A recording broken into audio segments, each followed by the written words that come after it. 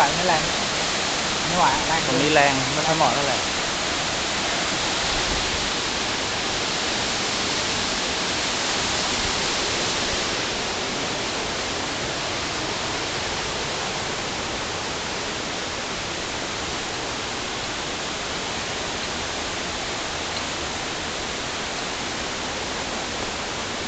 400 เมตร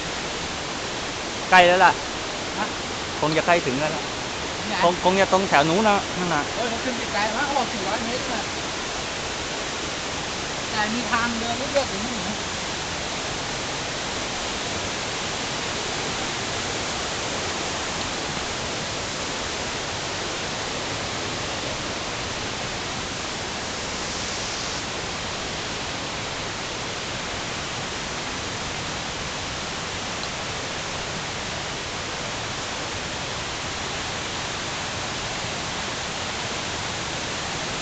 คงจะตรงนี้แหละ